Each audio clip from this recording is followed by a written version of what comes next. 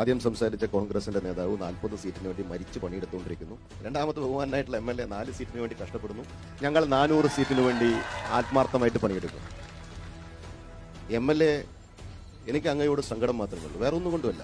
എത്ര കഷ്ടപ്പെട്ടിട്ടാണ് അങ്ങ് ദയനീയമായ നുണകൾ പറയുന്നത്. അങ്ങ് 25 ലക്ഷം രൂപ പൈലറ്റാക്കാൻ കൊടുത്തു. നല്ല രസകരമായിട്ടുള്ള വാഗ്ദാനമാണ്. ഫ്രീ ആയി വാഗ്ദാനം നൽകുന്ന ഏക രാഷ്ട്രീയ സംഘടനയുടെ പ്രതിനിധി അങ്ങ്.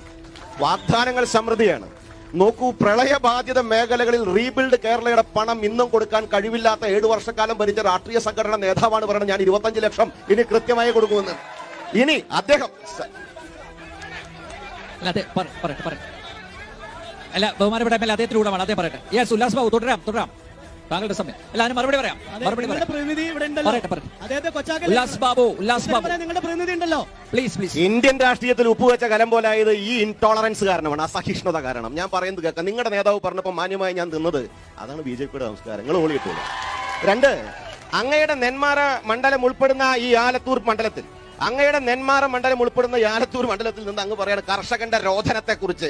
കേന്ദ്ര സർക്കാരിന്റെ വിഹിതം 21 രൂപ 83 പൈസ. ഈ കേന്ദ്ര സർക്കാർ 1 രൂപ 43 പൈസ കൂട്ടിയ സമയത്ത് ആ പൈസ നിങ്ങൾ കൊടുക്കുന്ന ഗ്രാൻഡിൽ നിന്ന് കുറച്ച് കർഷകനെ സ്നേഹിച്ച് കെട്ടിപ്പിടിച്ച വ്യക്തിയല്ലേ നിങ്ങളുടെ രാഷ്ട്രീയ സംഘടന നേതാക്കന്മാർ?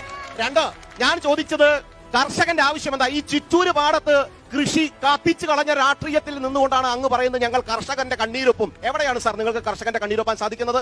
ഈ കേരളത്തിനകത്ത് കർഷകൻ കൃത്യമായി ഈ നാട്ടിനകത്ത് പറയട്ടെ, കമ്മ്യൂണിസ്റ്റ് മാർക്സിസ്റ്റ് പാർട്ടിയുടെ പ്രിയപ്പെട്ട സുഹൃത്തുക്കളെ, കോൺഗ്രസ്സുകാരെ, BJPക്കാരെ, നാട്ടുകാരെ കേൾക്കുക, കർഷകൻ കേൾക്കുക. ആലത്തൂർ മണ്ഡലത്തിന്റെ പ്രത്യേകതയാണ് ഇത് കർഷകന്റെ മണ്ണാണ്. ഈ കർഷകന്റെ മണ്ണ് നിങ്ങൾ ഇരുപൂ കൃഷിയെ കുറിച്ച് പറഞ്ഞു. ഇരുപൂവാണെങ്കിലും ഒരു പൂ കൊയ്ത അത് മെതിച്ച് അത് ചാക്കിലാക്കി അത് മൂട്ടി അത് വരമ്പത്ത് കയറ്റുമ്പോ DBT ഡയറക്ട് ബാങ്ക് ട്രാൻസ്ഫറിലൂടെ കർഷകന്റെ കാശിലേക്ക്, കർഷകന്റെ അക്കൗണ്ടിലേക്ക് അവൻ ഉണ്ടാക്കിയ കിൻഡലിന്റെ പണം കൊടുക്കാൻ പ്രാപ്തിയുള്ള ഏതെങ്കിലും ഒരുത്തൻ 7 വർഷമായിട്ട് കർഷക നിങ്ങളുടെ കൃഷിമന്ത്രിയായോ? സാധിച്ചോ? ഇന്ന് നിങ്ങൾ ആ നെല്ലും പണയം വെച്ച് അതിന് കാശ് കൊടുക്കുക. അതിന് ന്യായം എന്താ? പലിശയില്ല. എന്തിനാണോ നിങ്ങൾ പലിശ കൊടുക്കുന്നത്? എന്ന് നിങ്ങളെയല്ല ഉദ്ദേശിച്ചത്, ഈ നിങ്ങളുടെ സർക്കാരിനെയാണ്.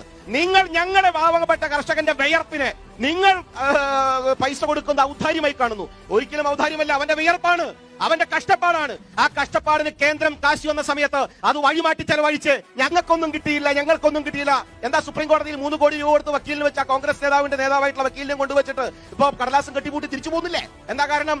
ഈ അധപതന രാഷ്ട്രീയത്തിന്റെ വക്താവായി ജനങ്ങളുടെ മുമ്പിൽ കണ്ണിൽ പൊടിയുന്ന രാഷ്ട്രീയ നേതൃത്വം നിങ്ങൾ കൊണ്ടു നടക്കുന്നിടത്തോളം കാലം 543 സീറ്റിൽ മത്സരിക്കാൻ നേതാക്കന്മാരെ പോലും കണ്ടെത്താത്ത രീതിയിൽ നിങ്ങളുടെ പാർട്ടി ഇന്ത്യയിൽ അധപതിച്ചു പോയി. ഞങ്ങളുടെ വികസനം എന്ന് പറഞ്ഞാൽ ഞങ്ങൾ അധികാരത്തിൽ കയറുന്ന 2014 74 എയർപോർട്ടാ. ഇന്ത്യ മഹാരാജ്യത്ത് ഇന്ന് 150 എയർപോർട്ടാ. മെട്രോ 5, ഇന്ന് 20. മെഡിക്കൽ കോളേജ് 384, ഇന്ന് 700. എയിംസ് 7, ഇന്ന് 22. യൂണിവേഴ്സിറ്റി 400, ഇന്ന് 1100. ഞങ്ങളുടെ നാഷണൽ ഹൈവേ 96,000 കിലോമീറ്റർ കയറുമ്പോ ഇന്ന് 1.5 ലക്ഷം കിലോമീറ്റർ. റൂറൽ റോഡ് 3,20,000, ഇന്ന് 3,75,000. വന്ദേ ഭാരത് 41 എണ്ണാണ് ഞങ്ങൾ കയറുമ്പോ 0. റെയിൽവേ ട്രാക്ക് 20,000 കിലോമീറ്റർ ആണ് ഇലക്ട്രിഫൈഡ് ഞങ്ങൾ കയറുമ്പോ. ഇന്ന് ഓൾമോസ്റ്റ് 100% ഓഫ് ദ ടോട്ടൽ ഇന്ത്യയിൽ ഇലക്ട്രിഫിക്കേഷൻ ആണ്.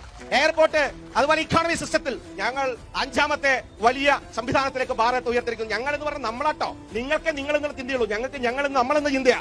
ഇന്ത്യ മഹാരാജ്യത്ത് നരേന്ദ്രമോദി അധികാരത്തിൽ വന്ന 10 വർഷക്കാലം നിങ്ങൾ ചെയ്തത്, ഞങ്ങൾ അധികാര രാഷ്ട്രീയത്തിൽ അങ്ങോട്ടും ഇങ്ങോട്ടും വൈരാഗ്യങ്ങളുണ്ടാവും, പ്രത്യയശാസ്ത്രം, ആശയമൊക്കെ ഉണ്ടാവും. പക്ഷേ ഒരു കേന്ദ്ര സർക്കാർ ഒരു പദ്ധതി കൊണ്ടുവന്നാൽ ആ പദ്ധതിയെ നേരെ അങ്ങോട്ട് മേടിക്കുക, അതിന്റെ പേരാ മാറ്റിട്ട് ഒരു ഉളുപ്പില്ലാണ്ട് കോപ്പി അടിച്ചിട്ട് സുഖമായിട്ട് അങ്ങോട്ട് എന്നിട്ട് അതങ്ങോട്ട് പ്രസംഗിക്കുക, വട്ടിവത്ത ഭാഷയിൽ അങ്ങോട്ട് പ്രസംഗിക്കുക.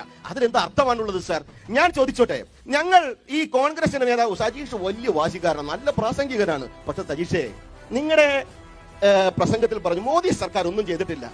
നിങ്ങളുടെ ആളാണല്ലോ അല്ലേ രമ്യ ഹരിദാസ്? നിങ്ങളുടെ ആളഞ്ഞല്ലേ? 1734 കോടി ആയമ്മ കൊടുക്കുന്നതല്ലെങ്കിലും ഒരു പാർലമെന്റ് മണ്ഡലത്തിൽ 1734 കോടി രൂപ ചെലവാക്കാൻ കേന്ദ്ര സർക്കാർ ഈ ആലത്തൂരിന് തന്നപ്പോ, അങ്ങനെ 20 പാർലമെന്റിലും തന്നുവെങ്കിൽ നിങ്ങൾ ഈ നാടിനെ ഞങ്ങൾ മാറ്റി നിർത്തി, BJP മാറ്റി നിർത്തി എന്ന് പറഞ്ഞപ്പോ അട്ടിപ്പും നുണയല്ലേ സഹോദര? രണ്ടാമത്തെ കാര്യം, ഈ കൊഴിഞ്ഞാമ്പാറ മണ്ണിൽ നിന്ന് 3.5 കിലോമീറ്റർ മുതൽ 4 കിലോമീറ്റർ അപ്പുറത്താ തമിഴ്നാട്ടില് നിങ്ങളുടെ നേതാവുണ്ടല്ലോ MLA, അതിന് വോട്ട് പിടിക്കുന്നത് ഓന്റെ നേതാവായിട്ടുള്ള രാഹുൽ ഗാന്ധിയാണ്. പിണറായി വിജയന്റെ പടം വെച്ച 2 വോട്ട് കിട്ടില്ല. അപ്പൊ രാഹുൽ ഗാന്ധിയുടെ പടം വെച്ചിട്ടാണ് നിങ്ങളുടെ നേതാവ് തമിഴ്നാട്ടിൽ മത്സരിക്കുന്നത്. എന്നിട്ടാണ് ഈ പാവപ്പെട്ടവരെ പറ്റിച്ചിട്ട് ഇവിടെ വന്ന് കൃത്യമായിട്ട് അങ്ങ് പ്രസംഗിക്കുക.